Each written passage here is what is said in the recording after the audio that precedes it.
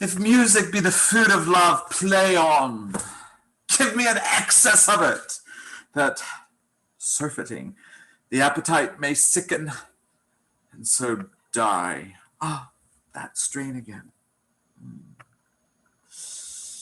It had a dying fall. Oh, it came more my ear like the sweet sound that breathes upon a bank of violets, stilling and giving odor.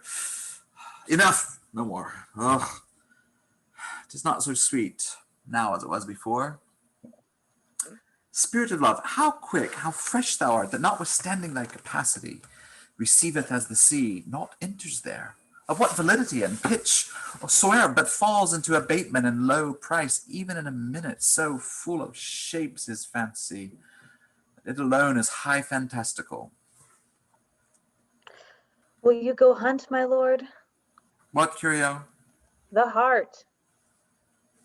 The heart. Why, so I do, the noblest that I have. Oh, when mine eyes did Olivia see first, methought she purged the air of pestilence. That instant was I turned into a hart. My desires, like fell and cruel hounds, e'er since pursue me. How now? What news from here? So, please, my lord, I might not be admitted, but from her handmaid do return this answer. The element itself, till 7 years' heat, shall not behold her face at ample view, but like a cloistress, she will veiled walk and water once a day her chamber round with eye-offending brine. All this to season a brother's dead love, which she would keep fresh and lasting in her sad remembrance. Oh, she that hath a heart of that fine frame to pay this debt of love but to a brother, how will she love when the rich golden shaft hath killed the flock of all affections else that live in her, when liver, brain, and heart, these sovereign thrones are all supplied and filled, her sweet perfections with one self king. Away before me to the sweet beds of flowers, love thoughts lie rich when canopied with bowers.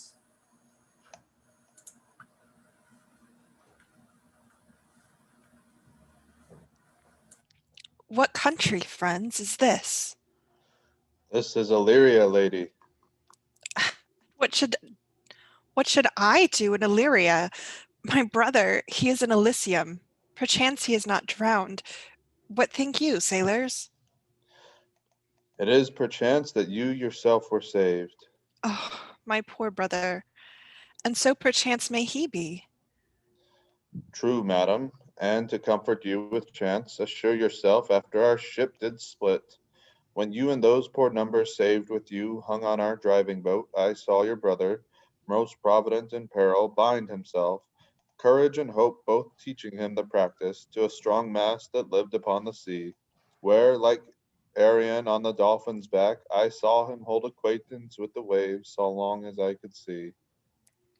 For saying so, there's gold. Mine own escape unfoldeth to my hope, whereto thy speech serves for authority, the like of him. Know'st thou this country? Ay, madam, well, for I was bred and born not 3 hours' travel from this very place. Who governs here? A noble duke, in nature as in name, What is the name? Orsino. Orsino. I have heard my father name him. He was a bachelor then. And so is now, or was so very late, for but a month ago I went from hence, and then 'twas fresh in murmur, as you know, what great ones do the less will prattle of, that he did seek the love of fair Olivia, What's she? a virtuous maid, the daughter of a count that died some 12 months since, then leaving her in the protection of his son, her brother, who shortly also died, for whose dear love, they say, she hath abjured the company and sight of men. Oh, that I served that lady and might not be delivered to the world till I had made mine own occasion mellow, what my estate is. That were hard to compass, because she will admit no kind of suit, no, not the Duke's. There is a fair behavior in thee, Captain, and though that nature with a beauteous wall doth oft close in pollution, yet of thee I will believe that thou hast a mind that suits with this thy fair and outward character.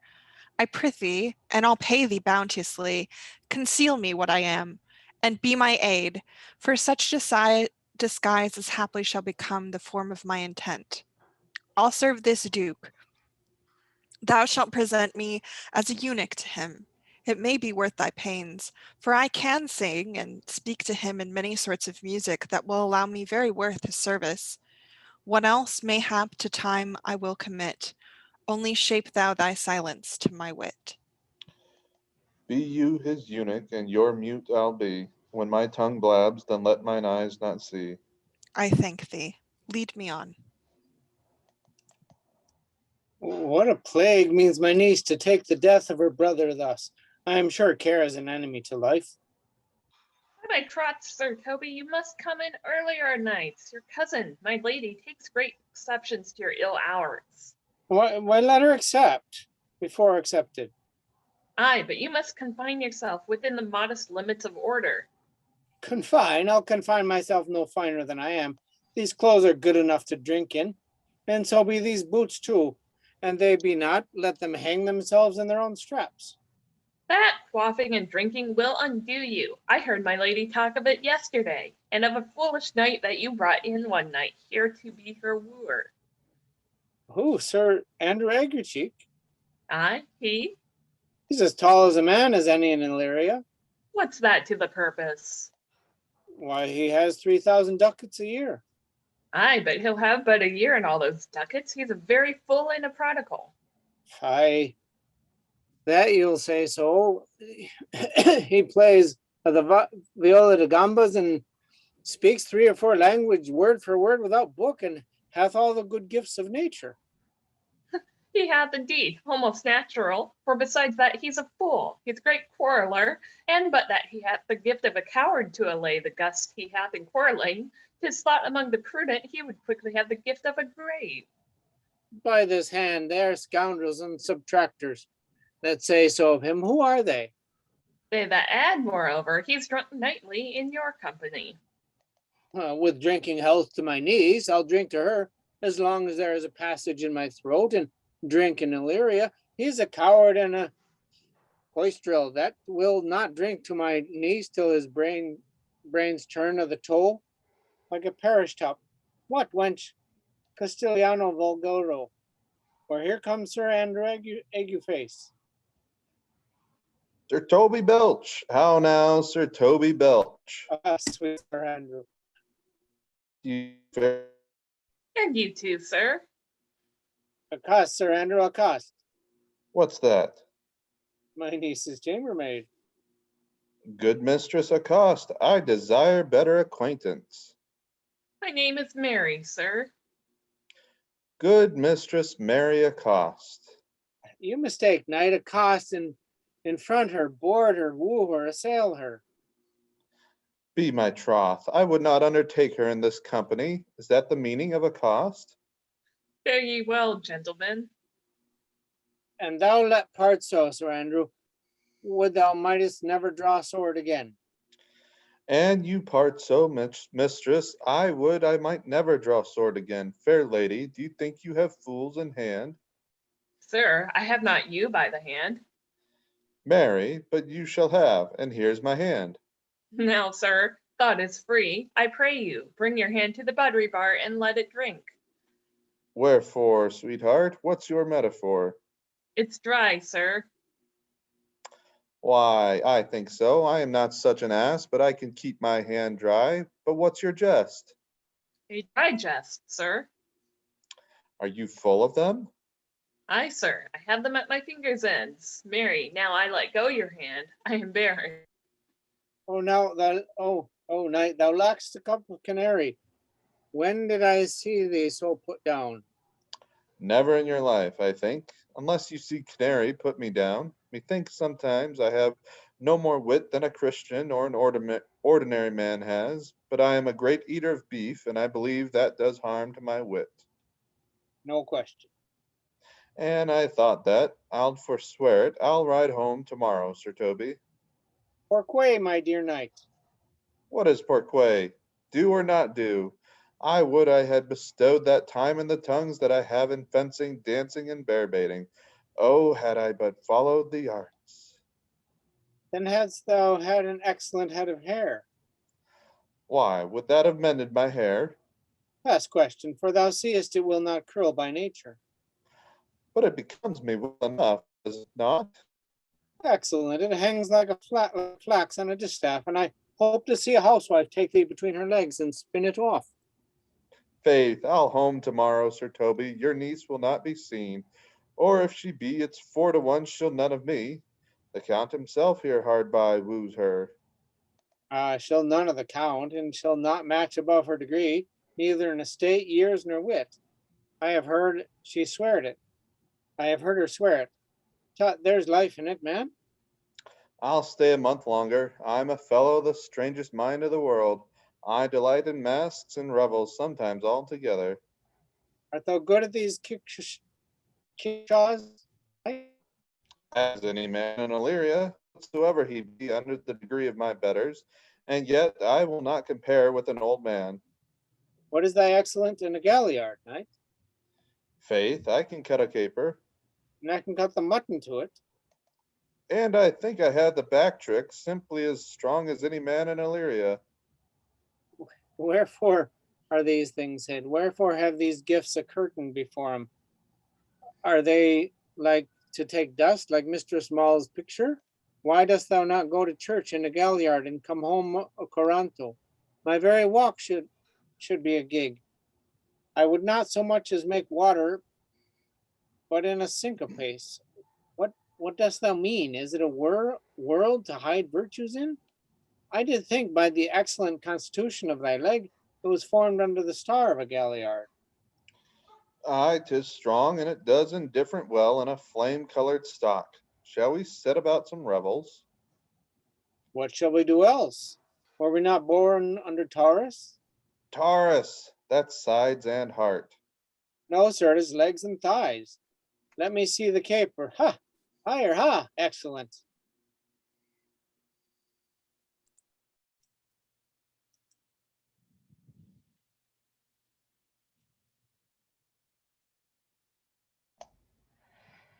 If the Duke continues these favors towards you, Cesario, you are like to be much advanced. He hath known you but 3 days, and already you are no stranger. You either fear his humor or my negligence, that you call in question the continuance of his love. Is he inconstant, sir, in his favors?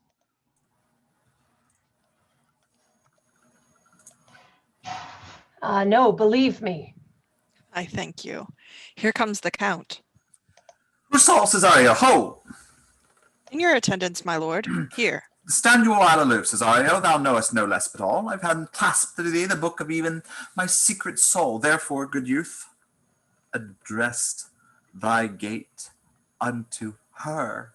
Be not denied access. Stand at her doors. Tell them, there thy fixed foot shall grow till you have audience. Sure, my noble lord. If she be so abandoned to her sorrow as it is spoke, she never will admit me. Be clamorous and leap all civil bounds rather than make unprofited return. Say I do speak to her, my lord. Oh, What then? unfold the passion of my love. Surprise her with discourse of my dear faith. It shall become thee well to act my woes. She will attend it better than thy youth and the nuncios of more grave aspect. I think not so, my lord. Dear lad, believe it, for they shall yet belie thy happy years that say thou art a man. Diana's lip is not more smooth and rubious. Thy small pipe is as the maiden's organ, shrill and sound, and it is all semblative a woman's part. I know thy constellation is right apt for this affair. Some 4 or 5 attend him, all, if you will, for I myself am best when least in company. Prosper well in this, and thou shalt live as freely as thy lord, to call his fortunes thine. I'll do my best to woo your lady. Yet a barful strife, where'er I woo, myself would be his wife.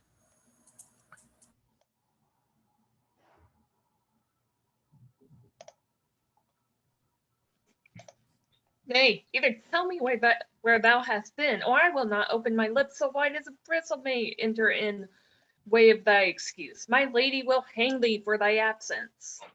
Let her hang me. He that is well hanged in this world needs to fear no colors. Make that good. He shall see none to fear. A good Linton answer. I can tell thee where that saying was born of I fear no colors. Where, good Mistress Mary? In the wards, and that may you be bold to say in your foolery. Well, God give them wisdom that have it, and those that are fools, let them use their talents. Yet you will be hanged for being so long absent, or to be turned away. Is not that as good as a hanging to you? Many a good hanging prevents a bad marriage, and for turning away, let summer bear it out. You're resolute then. Not so neither, but I am resolved on 2 points. That if one break, the other will hold, or if both break, your Gaskins fall. In good faith, very apt. Well, go thy way. If Sir Toby would leave drinking, thou wert as witty as a piece of Eve's flesh as any in Illyria. Peace, ye rogue, no more of that. Here comes my lady. Make your excuse wisely. You were best.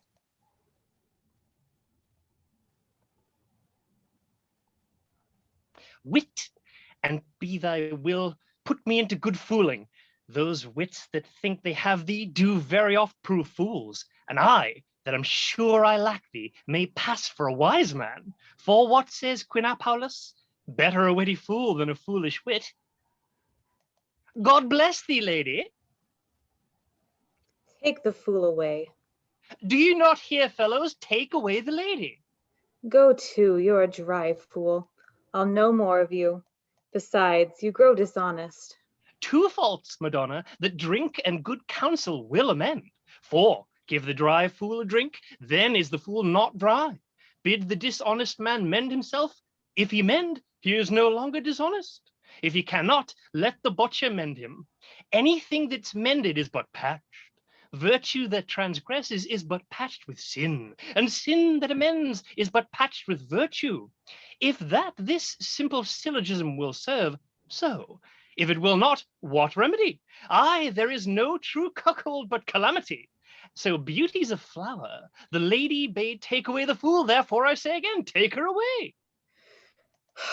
Sir, I bade them take away you. Misprision in the highest degree. Lady, cucullus non facit monachum. That's as much to say as I wear not motley in my brain. Good Madonna, give me leave to prove you a fool. Can you do it? Dexterously, good Madonna. Make your proof. I must catechize you for it, Madonna. Good my mouse of virtue, answer me. Well, sir, for want of other idleness, I'll bide your proof. Good Madonna, why mournest thou? Good fool, for my brother's death. I think his soul is in hell, Madonna. I know his soul is in heaven, fool. The more fool, Madonna, to mourn for your brother's soul being in heaven? Take away the fool, gentlemen. What think you of this fool, Malvolio? Doth he not mend? Yes, and shall do to the pangs of death shake him. Infirmity that decays to wise doth ever make the better fool. God send you, sir, a speedy infirmity for the better increasing of your folly. Sir Toby will be sworn that I am no fox, but he will not pass his word for 2pence that you are no fool.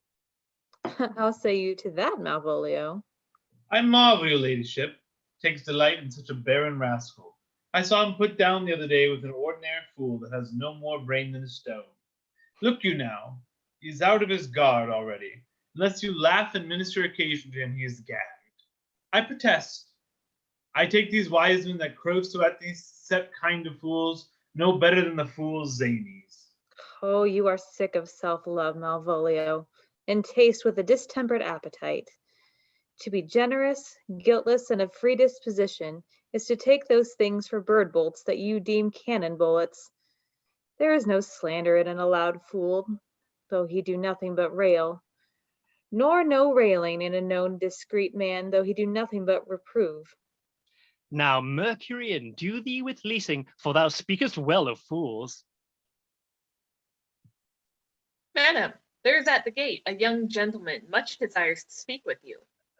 From the Count Orsino, is it? I know not, madam. 'Tis a fair young man, and well attended. Who of my people hold him in delay? Sir Toby, madam, your kinsman. Fetch him off, I pray you. He speaks nothing but madmen. Fie on him. Go you, Malvolio. If it be a suit from the Count, I am sick or not at home, what you will to dismiss it. Now you see, sir, how your fooling grows old and people dislike it. Thou hast spoke for us, Madonna, as if thy eldest son should be a fool, whose skull Jove cram with brains, for here he comes, one of thy kin has a most weak pia mater. By mine honor, half drunk. What is he at the gate, cousin? A gentleman. A gentleman? What gentleman? There's a gentleman here, a plague of those pickle earrings. Oh, now, sir. Good Sir Toby! Cousin, how have you come so early by this lethargy? Lechery, I defy lechery. There's one at the gate. Aye, Mary, what is he? Let him be the devil, and he will, I care not. Give me faith, say I. Well, it's all one. What's a drunken man like, fool? Like a drowned man, a fool and a madman. One draught above heat makes him a fool, the second mads him, and the third drowns him. Go thou and seek the crowner, and let him sit on my cuz, for he is in the 3rd degree of drink. He's drowned.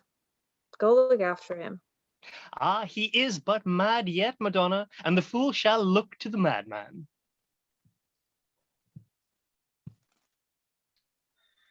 Madam, yon young fellow swears you speak with you. I told him he was sick. He takes on him to understand so much, and therefore comes to speak with you. I told him you were asleep. He seems to have a foreknowledge of that too, and therefore comes to speak with you. What is to be said to him, lady? He is fortified against any denial. Tell him he shall not speak with me. Has been told so, and he's Uh-oh.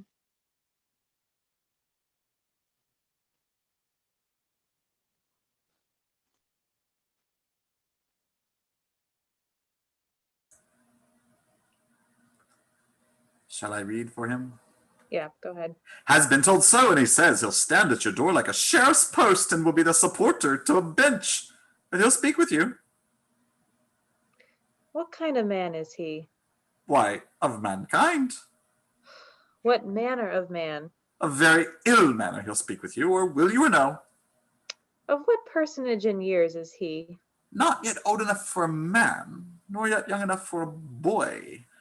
As a squash is, before 'tis a piscad or a cooling, when 'tis almost an apple, 'tis with him in standing water, between a boy and a man. He is very well favored, and he speaks very shrewishly. One would think his mother's milk were scarce out of him. Let him approach. Call in my gentlewoman. gentlewoman, my lady calls. Give me my veil. Come, throw it o'er my face. We'll once more hear Orsino's embassy.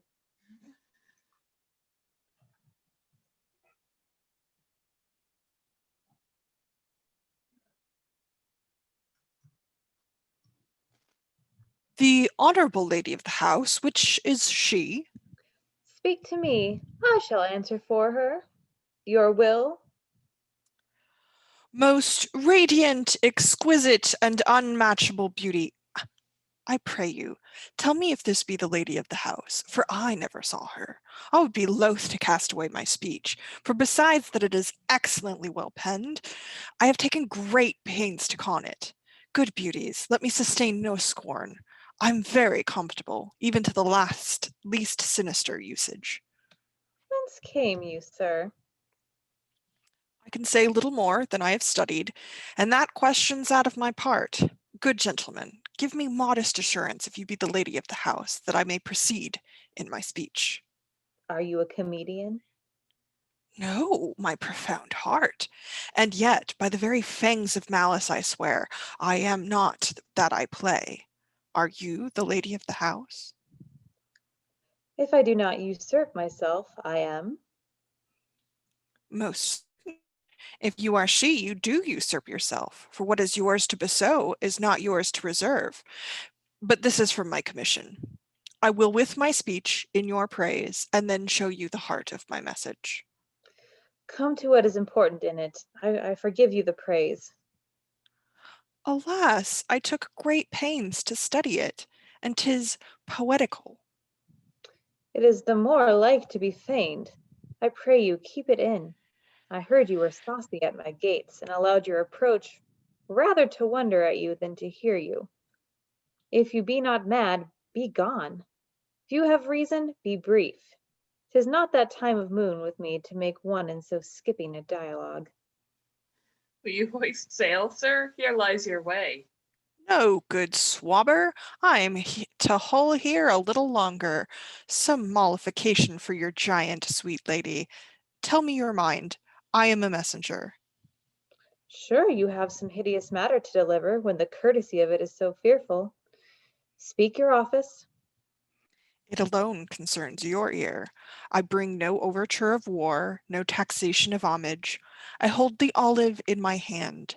My words are as fun of peace as matter. Yet you began rudely. What are you? What would you?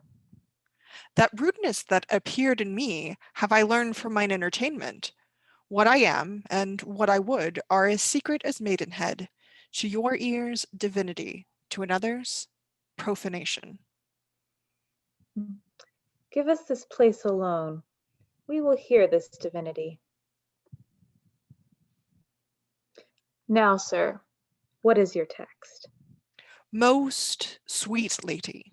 A comfortable doctrine, and much may be said of it. Where lies your text? In Orsino's bosom. In his bosom. In what chapter of his bosom? To answer by the method, in the first of his heart. Oh, I have read it. It is heresy. Have you no more to say? Good madam, let me see your face. Have you any commission from your lord to negotiate with my face? You are now out of your text, but we will draw the curtain and show you the picture. Look, sir, such a one as I was this present. It's not well done. Excellently done, if God did all. 'Tis in grain, sir. 'Twill endure wind and weather. 'Tis beauty truly blent, whose red and white nature's own sweet and cunning hand laid on. Lady, you are the cruelest she alive, if you will lead these graces to the grave and leave the world no copy. Oh, sir, I will not be so hard-hearted. I will give out divers schedules of my beauty. It shall be inventoried, and every particle and utensil labeled to my will, as item 2 lips, indifferent red, item 2 gray eyes with lids to them, item 1 neck, 1 chin, and so forth. Were you sent hither to praise me? I see you what you are. You are too proud. But if you were the devil, you are fair. My lord and master loves you. Oh, such love could be but recompensed, though you are crowned the nonpareil of beauty. How does he love me? With adorations, fertile tears, with groans that thunder love, with sighs of fire. Your lord does know my mind. I cannot love him. Yet I suppose him virtuous, know him noble, of great estate, of fresh and stainless youth, in voices well divulged, free, learned, and valiant, and in dimension and shape of nature a gracious person. But yet I cannot love him. He might have took his answer long ago.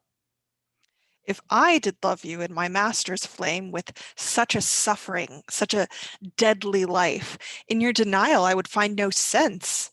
I would not understand it. Why, what would you?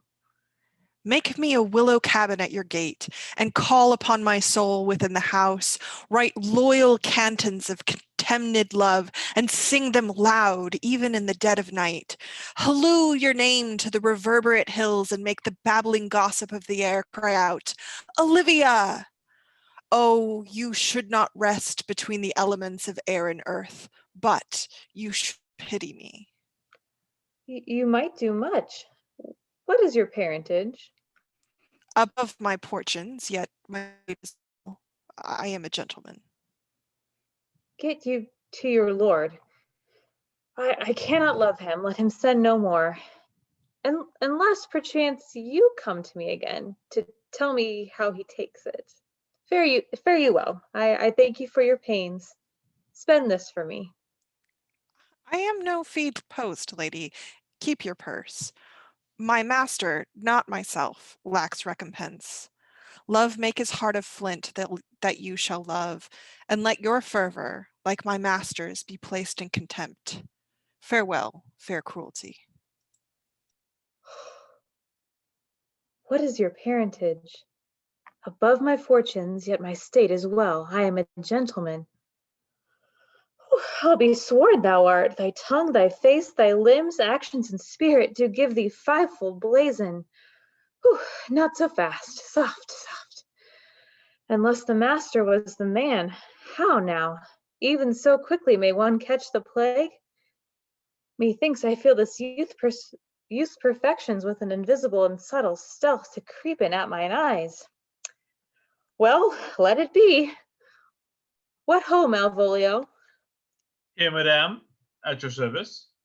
Run after that same peevish messenger, the county's man. He left this ring behind him.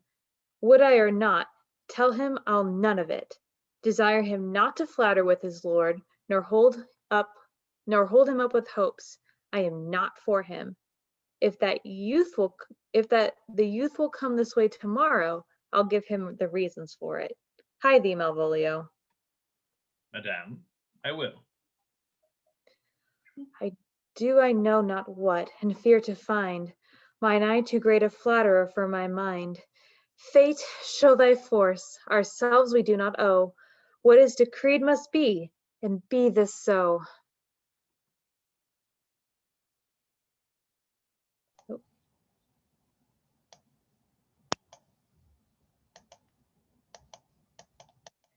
Will you stay no longer? Nor will you not that I go with you? By your patience, no. My stars shine darkly over me. The malignancy of my fate might perhaps distemper yours. Therefore, I shall crave of you your leave, that I may bear my evils alone. It were a bad recompense for your love to lay any of them on you. Let me know of whither you are bound. No, sooth, sir. My determinate voyage is mere extravagancy. But I perceive in you so excellent a touch of modesty that you will not extort from me what I am willing to keep in. Therefore, it charges me in manners the rather to express myself. You must know of me then, Antonio. My name is Sebastian, which I called Rodrigo. My father was that Sebastian of Messaline, whom I know you have heard of. He left behind him myself and a sister, both born in an hour. If the heavens had been pleased, would we had so ended. But you, sir, altered that. For some hour before you took me from the breach of the sea, was my sister drowned. Oh, alas the day. A lady, sir, and though it was said she much resembled me, was yet of many accounted beautiful. But though I could not with such estimable wonder over far believe that, yet thus far I will boldly publish her. She bore a mind that envy could not but call fair. She is drowned already, sir, with salt water, though I seem to drown her remembrance again with more. Pardon me, sir, your bad entertainment. Oh, good Antonio, forgive me your trouble. If you will not murder me for my love, let me be your servant. If you will not undo what you have done, that is, kill him whom you have recovered, desire it not. Fare ye well at once. My bosom is full of kindness, and I am yet so near the manners of my mother that upon the least occasion more mine eyes will tell tales of me. I am bound to the Count Orsino's court. Farewell. The gentleness of all the gods go with thee. I have many enemies in Orsino's court, else I would very shortly see thee there. But, come what may, I do adore thee so, that danger shall seem sport, and I will go.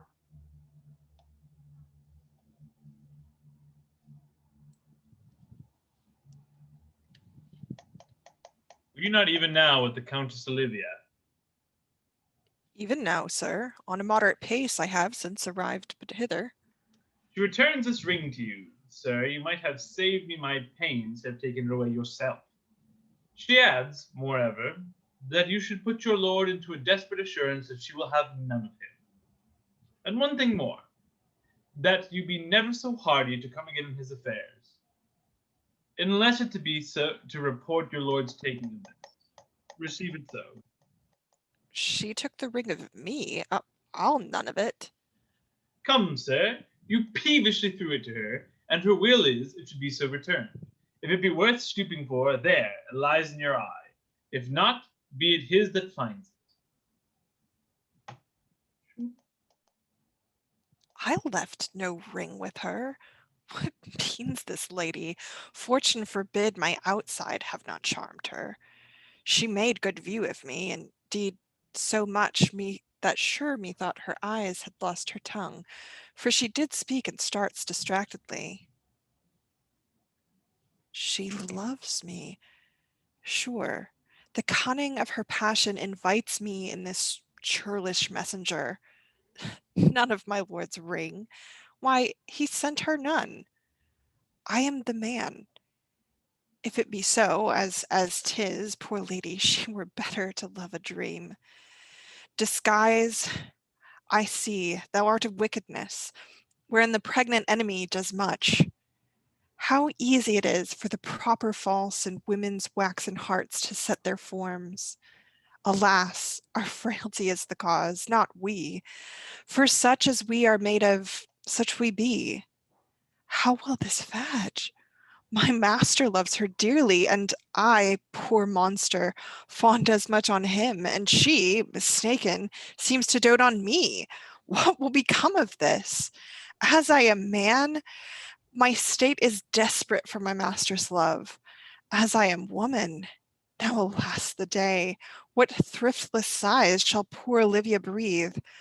Oh, time, thou must untangle this, not I. It is too hard a knot for me to untie. Approach, Sir Andrew. Not to be abed after midnight is to be up betimes. Induluculo sugre, thou knowest. Nay, my troth, I know not, but I know to be up late is to be up late. A false conclusion I hate it as an unfilled can. To be up after midnight and to be to bed then is early, so that to go to bed after midnight is to go to bed betimes. Does not our life consist of 4 elements? Faith, so they say, but I think it rather consists of eating and drinking. Thou art a scholar. Let us therefore eat and drink. Marian, I say, a stoup of wine? Here comes the fool of faith. How now, my hearts? Did you never see the picture of we three? Welcome, ass. Now let's have a catch. By my troth, the fool has an excellent breast. I had rather than 40 shillings I had such a leg, and so sweet a breath to sing as the fool has. In sooth, thou wast in very gracious fooling last night, when thou spokest of Pigrogrotimus of the Vapians passing the equinoctial of Clubius. 'Twas very good of faith. I sent thee 6pence for thy layman. Hadst it? I did impeticos thy gratillity, for Malvolio's nose is no whipstock. My lady has a white hand, and the myrmidons are no bottle alehouses. Excellent. Why, this is the best fooling when all is done. Now, a song. Come on, there's sixpence for you. Let's have a song. There's a kestrel of me too, if one knight gives a... Would you have a love song or a song of good life? A love song, a love song. I care not for good life. Oh, mistress mine, where are you roaming? Oh, stand here, your true love's coming, that can sing both high and low. Trip no further, pretty sweeting. Journeys end in lovers' meeting, every wise man's son doth know. Excellent, good, in faith. Good, good. What is love? 'Tis not hereafter. Present mirth hath present laughter. What's to come is still unsure. In delay there lies no plenty. Then come kiss me, sweet and 20. Youth's a stuff will not endure. A mellifluous voice, as I am true knight. A contagious breath. Very sweet and contagious, in faith. To hear by the nose, it is dulcet in contagion. But shall we make the welkin dance indeed? Shall we rouse the night owl in a catch that will draw 3 souls out of one weaver? Shall we do that? And you love me? Let's do it. I'm a dog at a catch. By a lady, sir, and some dogs will catch well. Most certain, let our catch be, thou knave. Hold thy peace, thou knave knight. I shall be constrained into call it the knave knight. 'Tis not the first time I have constrained one to call me knave. Begin, fool, it begins, hold thy peace. I shall never begin if I hold my peace. Good, a faith, come, begin.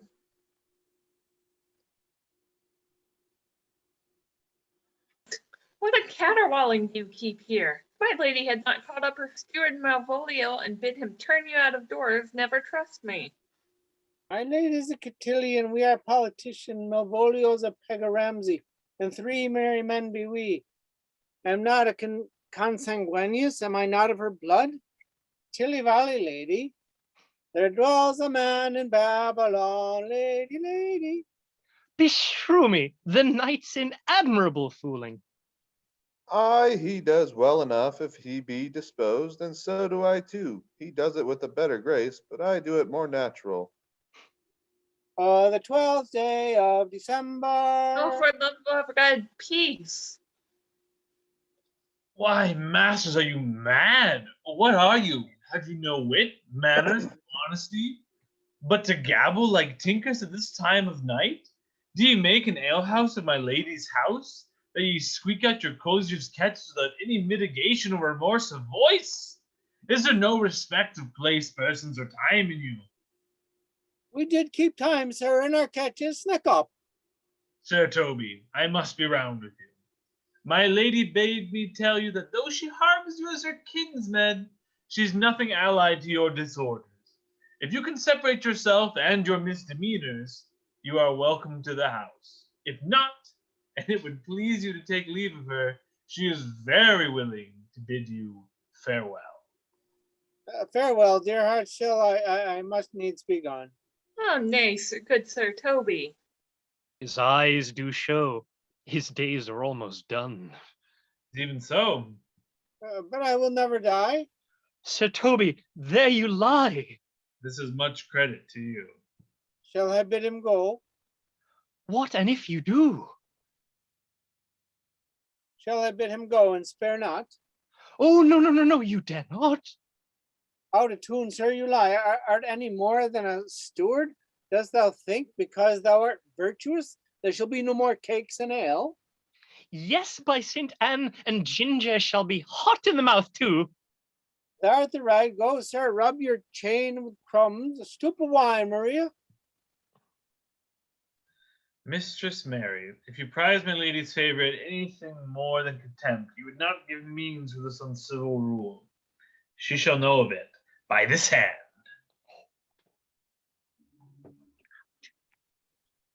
Oh, shake your ears. For as good a deed as to drink when a man's a hungry, to challenge him to field, and then to break promise with him and make a fool of him. Good night, I'll write thee a challenge, and I'll deliver thy indignation to him by word of mouth. Sweet Sir Toby, be patient for tonight. Since the youth of the counts was today with thy lady, she is much out of quiet. For Monsieur Malvolio, let me alone with him. If I do not gull him into a nay word and make him a common recreation, do not think I have wit enough to lie straight in my bed. I know I can do it. Possess us, tell us something of him. Marry, sir, sometimes he is a kind of Puritan. Oh, if I thought that I'll beat him like a dog. What, for being a Puritan? Thy exquisite reason, dear knight. I have no exquisite reason for it, but I have reason good enough. Devil or Puritan that he is, or anything constantly, but a time pleaser, an affectioned ass, that cons state without book, and utters it by great swords. The best persuaded of himself, so crammed as he thinks with excellencies, that it is his grounds of faith that all who look on him love him, and on that vice in him will my revenge find notable cause to work. What wilt thou do? I will drop in his way some obscure epistles of love, wherein, by the color of his beard, the shape of his leg, the manner of his gait, the expression of his eye, forehead, and complexion, he shall find himself most feelingly personated, lady your niece. On forgotten matter, we can hardly make distinction of our hands. Excellent, I smell advice. I have it in my nose too.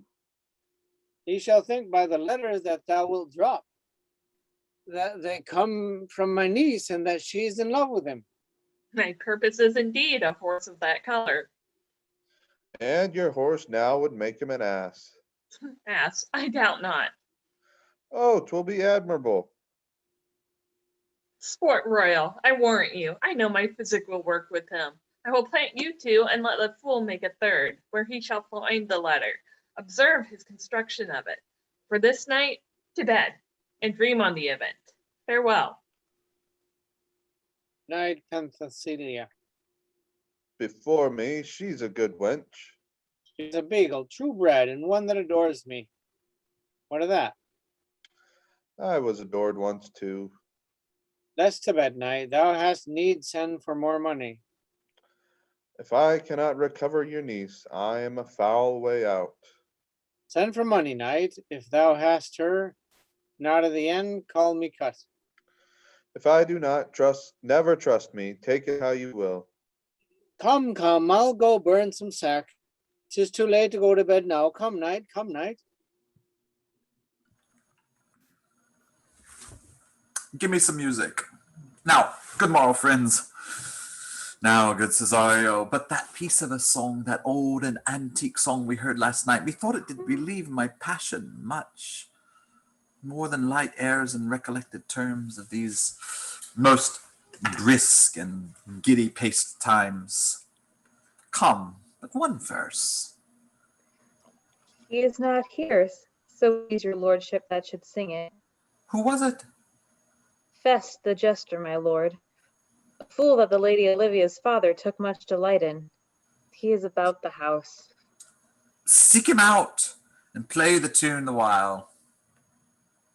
Come hither, boy. If ever thou shalt love in the sweet pangs of it, remember me, for such as I am all true lovers are, unstayed, skittish in all motions else, save in the constant image of the creature that is beloved. How dost thou like this tune? It is a very echo to the seat where love is throned. Thou dost speak masterly, my life upon't. Though young though thou art, thine eye hath stayed upon some favor that it loves, hath it not, boy? A little, by your favor. What kind of woman is it? Of your complexion. She is not worth thee, then. What years of faith? About your years, my lord. Too old, by heaven! Let still the woman take an elder than herself, so wears she to him. So sways she level in her husband's heart. For boy, however we do praise ourselves, our fancies are more giddy and unfirm, more longing, wavering, sooner lost and worn than women's are. I think it well, my lord. Then let thy love be younger than thyself, or thy affection cannot hold the bent.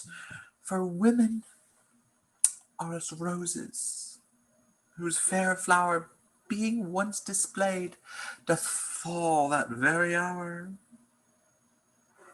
And so they are. Alas, that they are so, to die even when they to perfection grow. Oh, fellow, come, the song we had last night, Marcus Cesario, is old and plain, the spinsters and the knitters in the sun, and the free maids that weave their threads with bones do use it to chant it. It is silly smooth, and dallies with the innocence of love, like the old age. Are you ready, sir? Aye, prithee, sing. Come away, death, and in sad cypress let me be laid. Fly away, breath, I am slain by a fair, cruel maid. My shroud of white stuck all with you, oh, prepare it. My part of death no one so true did share it. Not a flower sweet, on my black coffin let there be strown. Not a friend greet my poor corpse where my bones shall be thrown. A thousand sighs to save, lay me aware, sad true lover, never find my grave to weep there. There's for the pains. No pain, sir. I take pleasure in singing, sir. I'll pay thy pleasure then. Truly, sir, and pleasure will be paid one time or another. Give me now leave to leave thee. Now the melancholy God protect thee, and the tailor make thy doublet of changeable taffeta, for thy mind is very opal. I would have men of such constancy put to sea, that their business might be everything and their intent everywhere, for that is it that always makes a good voyage of nothing. Farewell. Let all the rest give place. Once more, Cesario, get thee to yon same sovereign cruelty. Tell her my love more noble than the world prizes, not quantity of dirty lands. The parts that fortune hath bestowed upon her, tell her, I hold as giddily as fortune, but 'tis that miracle and queen of gems that nature prinks her in attracts my soul. But if she cannot love you, sir? I cannot be so answered. Sooth, but you must. Say that some lady, as perhaps there is, hath for your love a great pang of heart, as you have for Olivia. You cannot love her. You tell her so. Must she not then be answered? There is no woman's sides can bide the beating of so strong a passion as love doth give my heart. No woman's heart so big to hold so much. They lack retention. Alas, their love may be called appetite, no motion of the liver, but the palate that suffers surfeit, cloyment, and revolt. Mine is all as hungry as the sea, and can digest as much. Make no compare between that love a woman can bear me, and that I owe Olivia. Hey, but What I know what dost thou know? too well what love women to men may owe. In faith, they are as true of heart as we. My father had a daughter, loved a man. As it might be, perhaps were I a woman, I should your lordship. Then what's her history? A blank, my lord. She never told her love, but let concealment, like a worm in the bud, feed on her damask cheek. She pined in thought, and with green and yellow melancholy she sat, like patience on a monument, smiling at grief. Was not this love indeed? We men may say more, swear more, but indeed our shows are more than will. For still we prove much in our vows, but little in our love. But died thy sister of her love, my boy? I am all the daughters of my father's house, and all the brothers too, and yet I know not. Sir, shall I to this lady? Aye, that's the theme. To her in haste. Give her this jewel. Say, my love can give no place, bide no denay. Come thy way, Signor Fabian. Nay, I'll come. If I but lose a scruple of this sport, let me be boiled to death with melancholy. Wouldst thou not be glad to have the niggardly, rascally sheep-biter come by some notable shame? Ah, well, I would exalt it, man. You know, he brought me out of favor with my lady a bear baiting here. To anger him, we'll have the bear again, and we will fool him black and blue. Shall we not, Sir Andrew? And we do not. It is pity of our lives. Here comes the little villain.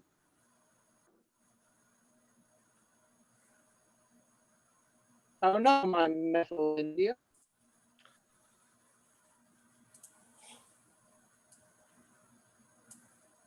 Take ye all three into the box tree. Malvolio's coming in down this walk. He has been yonder in the sun practicing behavior to his own shadow this half hour. Observe him for the love of mockery, for I know this letter will make a contemplative idiot of him. Close, the name of jesting, lie thou there. For here comes the trout that must be caught with tickling. 'Tis but fortune. All is fortune. Maria once told me she did affect me, and I've heard herself come thus near that should she fancy it should be one of my complexion. Besides, she uses me with a more exalted respect than anyone else that follows her. What should I think of it? Here's an overweening rogue.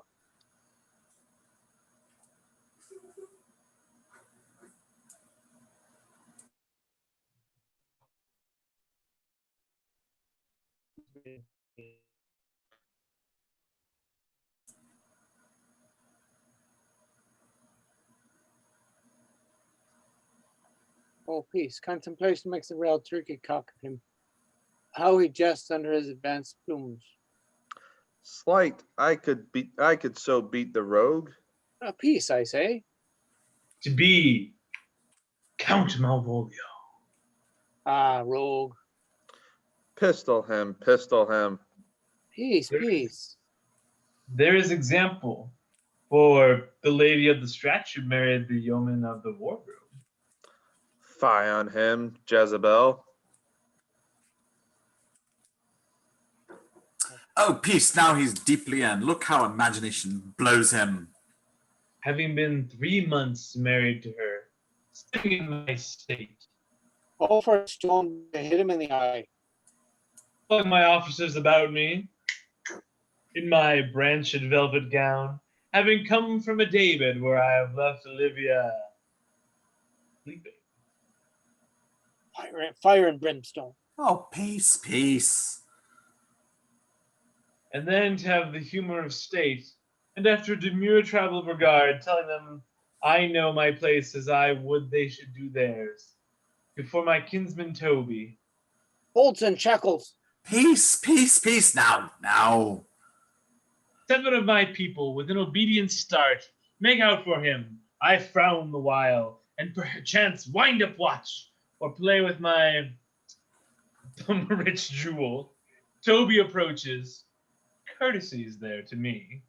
Shall this fellow live? Though our silence be drawn from us with cars, yet peace. I extend my hand to him, thus with an austere regard of control. Does not Toby take your blow of the lips then?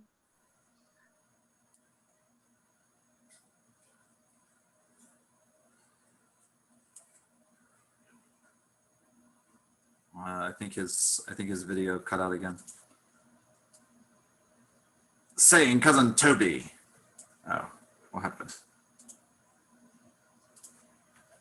Saying, cousin Toby, my fortunes have cast me on your niece. Give me this prerogative of speech.